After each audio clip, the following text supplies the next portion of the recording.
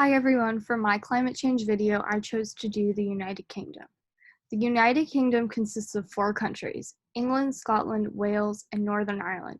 They're described as having a temperate climate, with the northeast having cool summers, steady rain, and cold winters, the northwest having mild winters, cool summers, and heavy rain, the southwest having mild winters, warm summers, and just general rainfall, and the southeast having cold winters, warm summers, and having a drier climate.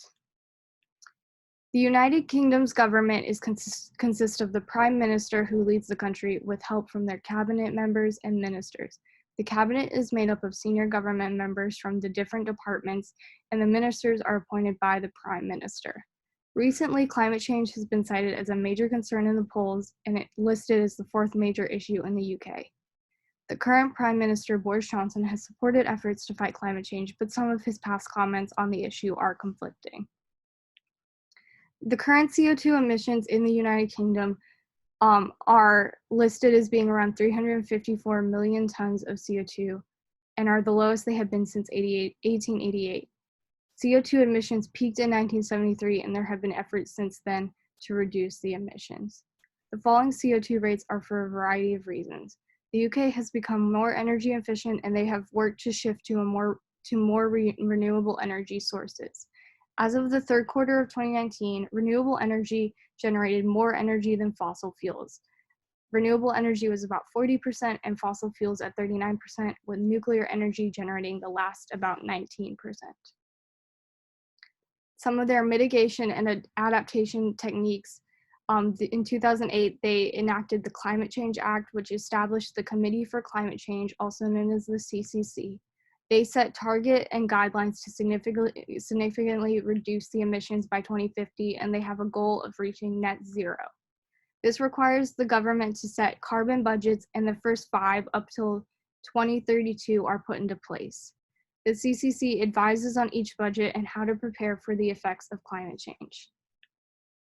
Their predicted impacts are there will be major heat waves in the years to come, and there have been heat waves in the past. In 2019, there were heat waves where temperatures reached about 102 degrees, which for the climate of the United Kingdom is very unusual. There will be significant risk of flooding in the wetter months and drought in the drier months, and insects can now travel from their natural habitats due to the warmer climates, and this increases the risk of vector-borne diseases. Some of their course projections. The UK is currently not on track to meet their carbon budgets and will likely not reach their net zero goal by 2050.